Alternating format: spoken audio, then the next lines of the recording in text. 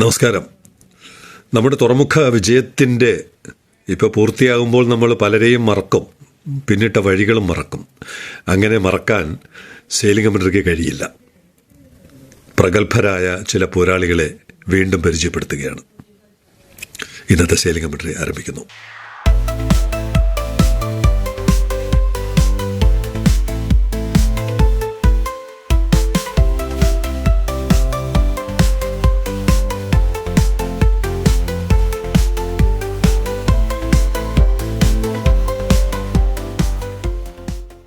തുറമുഖ പൂർത്തീകരണത്തിന് ഏറ്റവും കൂടുതൽ ശക്തമായ പിന്തുണ നൽകിയ കുറച്ച് മത്സ്യത്തൊഴിലാളികളുണ്ട്. നമുക്കൊരിക്കലും അറിയില്ലല്ലോ, നമ്മളെല്ലാം വിചാരിച്ചിരിക്കുന്നത് എന്താണ്, മത്സ്യത്തൊഴിലാളികളൊക്കെ പ്രോജക്റ്റിനെതിരാണെന്ന്.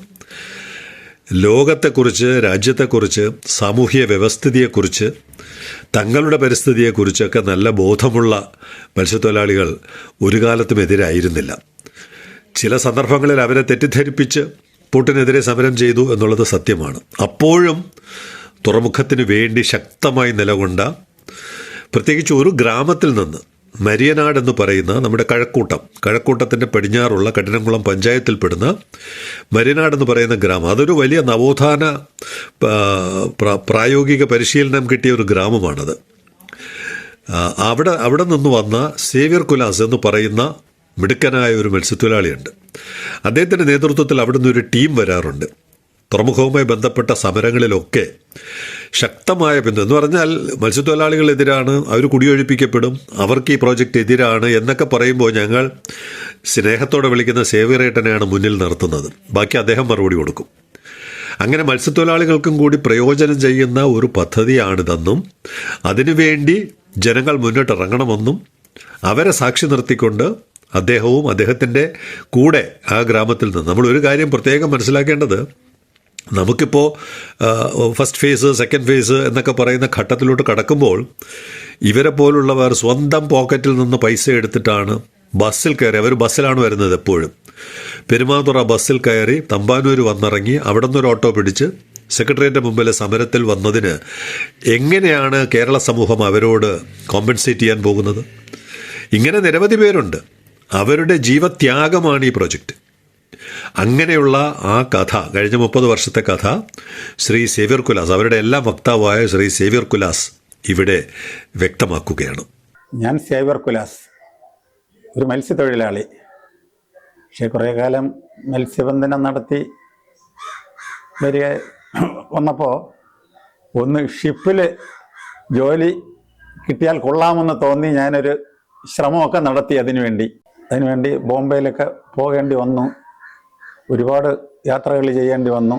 പക്ഷെ എത്ര ശ്രമിച്ചിട്ടും നടന്നില്ല. പക്ഷെ അതിയായ മോഹം കൊണ്ട് വീണ്ടും ഞാൻ ശ്രമിച്ചുകൊണ്ടിരുന്നിട്ടും നടന്നില്ല. അത്രയ്ക്കും കഷ്ടതകളുണ്ടായിരുന്നു മത്സ്യബന്ധന മേഖലയിൽ. ഞാൻ ഒറ്റയ്ക്ക് അന്ന് കട്ടമരത്തിൽ കടലിൽ പോകുന്ന ഒരു കാലഘട്ടമായിരുന്നു. അതുകൊണ്ട് തന്നെ അതിൽ നിന്നൊരു മാറ്റം ഞാൻ ആഗ്രഹിച്ചു. അങ്ങനെയാണ് ഇതിനു വേണ്ടിയുള്ള ഒരു ശ്രമം നടത്തിയിട്ടുള്ളത്. അപ്പം ബോംബെ നമുക്ക് അന്യമാണല്ലോ. ഇവിടുത്തെ ഒരു മത്സ്യത്തൊഴിലാളിയെ സംബന്ധിച്ച് ബോംബെ എന്ന് പറയുന്നത് അന്യമാണ്. അതുകൊണ്ട് തന്നെ അത് നടക്കാതെയും പോയി. പിന്നെ അങ്ങനെ 2-3 വർഷമൊക്കെ കഴിഞ്ഞപ്പോഴാണ് വിഴിഞ്ഞത്ത് ഒരു തുറമുഖത്തിന് വേണ്ടിയുള്ള ഒരു പോരാട്ടത്തിൻ്റെ ആരംഭം നടക്കുന്നതായിട്ട് അറിഞ്ഞു. അത് ഏലിയാസ് ജോൺ സാറൊക്കെയാണ് അതിൻ്റെ നേതൃനിരയിലാണെന്നും മറ്റും അറിയാൻ കഴിഞ്ഞു. അപ്പം നമ്മുടെ അടുത്തൊരു തുറമുഖം വന്നു കഴിഞ്ഞാൽ നമുക്കത്, എനിക്കല്ലെങ്കിലും ഭാവി തലമുറയ്ക്കെങ്കിലും അത് അതിൻ്റേതായ, അങ്ങനെ അതിന് പണിയെടുക്കാൻ ആഗ്രഹിക്കുന്നവർക്കൊക്കെ അത് ഗുണം ചെയ്യുമെന്ന് ഒരു ഉൾവിളി എനിക്കുണ്ടായി.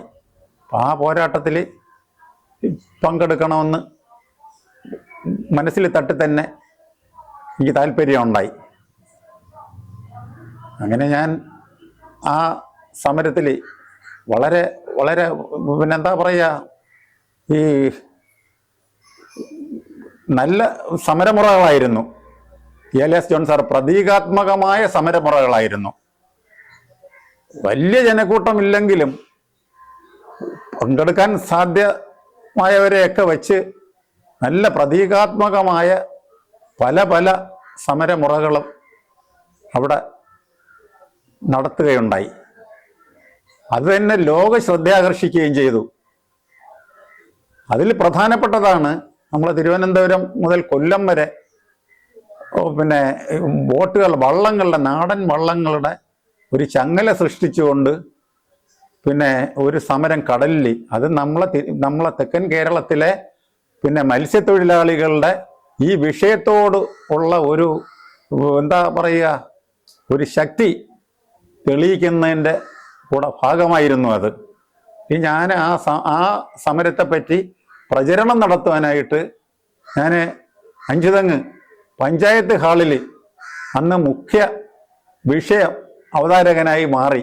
ഞാൻ അങ്ങനെയൊന്നും ചിന്തിച്ച് പോയതല്ല, പക്ഷെ എനിക്ക് അറിയാമെന്നുള്ള കാര്യങ്ങൾ ഞാൻ പറഞ്ഞപ്പോൾ പിന്നെ അതിനപ്പുറത്ത് വേറെ ആരും പിന്നെ സംസാരിച്ചിട്ടില്ല. ഒരു തുറമുഖം വന്നു കഴിഞ്ഞാൽ എന്തൊക്കെ ഗുണങ്ങൾ ആ നാടിനും രാജ്യത്തിനും ഉണ്ടാകുമെന്നുള്ളത് എൻ്റെ അറിവിൽ നിന്നുകൊണ്ട് ഞാൻ ഒരുപാട് കാര്യങ്ങൾ പറഞ്ഞു. എന്തിനേറെ പറയുന്നു, ലോകത്തിൻ്റെ തന്നെ നാനാഭാഗങ്ങളിൽ നിന്നും ഈ തുറമുഖ നഗരങ്ങളിലേക്ക് ആണ് ആളുകൾ ഒഴുകുന്നത് തൊഴിൽ തേടി. ലോകത്തിനാവശ്യമായ പിന്നെ ഉൽപ്പന്നങ്ങൾ ഉണ്ടാക്കുകയും പുറം നാടുകളിൽ നിന്ന് വന്നിറങ്ങുകയും ചെയ്യുന്നതിൽ കൂടുതലും നടക്കുന്നത് ജലഗതാഗതം, അതായത് കപ്പൽ ഗതാഗതത്തിലൂടെയാണ്, തുറമുഖങ്ങളിലാണ് വന്നു ചേരുന്നത്. അതുകൊണ്ട് തന്നെ ഒരുപാട് തൊഴിൽ സാധ്യതകൾ ഉണ്ട്. പക്ഷെ അതിനകത്ത് പതിയിരിക്കുന്ന ഒരു പ്രശ്നം എന്ന് പറയുന്നത്, ഇതൊക്കെ വലിയ വികസനം വരുമ്പോഴും പിന്നെ ആ പ്രദേശവാസികൾക്ക് പലതും നഷ്ടപ്പെടുന്ന ഒരു സാഹചര്യം ഉണ്ടാകും. പലതും അവരുടെ കിടപ്പാടമായിരുന്നാലും അവരുടെ ഉപജീവന മാർഗമായ മത്സ്യബന്ധനമായിരുന്നാലും, കാരണം ഇതൊക്കെ തുറമുഖം എന്ന് പറയുന്നത് തീരദേശമാണ്, കടലുമായിട്ട് തീരദേശവുമായിട്ട് ബന്ധപ്പെട്ടതാ. അപ്പൊ അത് പലരും ഒഴിഞ്ഞു പോകേണ്ടി വരും അവിടെ നിന്ന്. അവർക്കൊക്കെ അവരെ കൂടെ പരിഗണിച്ചുകൊണ്ടുള്ള ഒരു നിയമനിർമ്മാണങ്ങളും മറ്റുമൊക്കെ നടക്കണം. അതിനുവേണ്ടി കൂടെയുള്ള സമരങ്ങളായിട്ടാണ് ഞങ്ങളിത് നടത്തിയിട്ടുള്ളത്. പിന്നെ അതിൽ തന്നെ സമഗ്ര വികസനം വേണമെന്ന് നമ്മൾ പറയുന്നതിനോടൊപ്പം തന്നെ ഒരു സാമൂഹ്യ നീതി കൂടെ ഇതിനകത്ത് നമ്മൾ ആവശ്യപ്പെടുകയാണ്. സാമൂഹ്യനീതി എന്ന് പറയുമ്പോൾ ഈ നഷ്ടപ്പെടുന്നവർക്കുള്ള തൊഴിൽ നഷ്ടവും അതുപോലുള്ള അവരുടെ താമസ കിടപ്പാട സൗകര്യങ്ങൾക്ക് ഒരു പുനരധിവാസം, നല്ല രീതിക്കുള്ള ശാസ്ത്രീയമായ രീതിക്കുള്ള ഒരു പുനരധിവാസം, ഇതൊക്കെ ഇതിൻ്റെ ഗവൺമെന്റും ഇതിൻ്റെ കമ്പനികളും ഒക്കെ മുൻകൈയെടുത്ത് ഉറപ്പാക്കണം എന്നുകൂടി ഞാനിവിടെ പറഞ്ഞു വയ്ക്കുകയാണ്. എന്തെങ്കിലും ഈ തീരദേശവാസികളുടെ അഭ്യസ്തവിദ്യരായ മക്കളുണ്ട്, നല്ല പിന്നെ ഉയർന്ന വിദ്യാഭ്യാസമുള്ള ബിരുദവും ബിരുദാനന്തര ബിരുദവും ഒക്കെ എടുത്തിട്ടുള്ള മക്കളുണ്ട്. അവർക്കൊക്കെ ഇതിനകത്ത് തൊഴിൽ സാധ്യതകൾ ഉറപ്പുവരുത്തണം. കാരണം ടെക്നോളജി രംഗത്തായിരുന്നാലും അവർക്ക് അപരിചിതമായ രംഗമാണെങ്കിൽ കൂടി ഞാൻ അവരെ ട്രെയിനിങ് ചെയ്ത് പരിശീലനം കൊടുത്തുകൊണ്ട് തന്നെ അവർക്ക് തന്നെ ഇതിനകത്ത് മുൻഗണന കൊടുത്തുകൊണ്ട് പിന്നെ ഉള്ള പരിപാടികൾ ആസൂത്രണം ചെയ്ത് നടപ്പാക്കണം എന്നുകൂടി പറയുകയാണ്. ഇതിനകത്ത് പിന്നെ ഖജനാവിൽ തന്നെ ധാരാളം പൈസ വന്നു ചേരുന്ന ഒരു ഫീൽഡ് കൂടെയാണിത്. സർക്കാരിൻ്റെ ഖജനാവിൽ പൈസ വന്നു കഴിഞ്ഞാൽ ജനങ്ങളുടെ ക്ഷേമത്തിനും വികസനത്തിനും വേണ്ടി സർക്കാരുകൾ പിന്നെ ചെലവാക്കാൻ ഒന്നും മടിക്കത്തില്ല.